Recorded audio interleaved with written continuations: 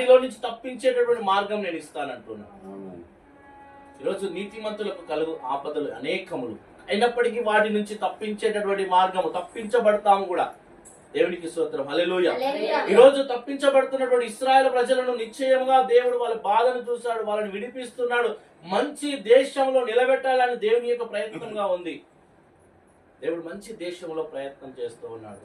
నువ్వు ఒకవేళ అరణ్యంలో వెళ్తూ ఉన్నావా, అగ్నిగుండంలో వంటి వెళ్తున్నావు, అగ్నిగుండం లాంటి శ్రమల నుంచి దానియేలును విడిపించాడు దేవుడు, హల్లెలూయా.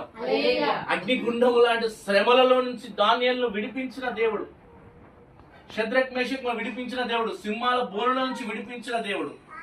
అంటే అలాంటివే మనకు తగులుతాయని కాదు, సింహాలు వస్తాయని కాదు కానీ, అగ్నిగుండాలు వస్తాయని కాదు కానీ, అలాంటి శ్రమలు వాటి నుంచి తప్పించే దేవుడు మనకున్నాడు. దేవుడికి స్తోత్రం, హల్లెలూయా. వాటి నుంచి విడిపించే దేవుడు మనకు కలిగి ఉన్నాడు. ఈ సమయంలో దేవుడు అంటున్నాడు, నిన్ను ఆయననే నీ బాధను చూస్తూ ఉన్నాడు. ఆయనకు మొరపెడితే చాలు. మనుషులకు మొరపెట్టినప్పుడు మనుషులు కొంతవరకు అయ్యో అనొచ్చు, లేకపోతే అనకపోవచ్చు, కానీ దేవుడు మాత్రము నీ మీద జాలి పడుతూ ఉన్నాడు, హల్లెలూయా.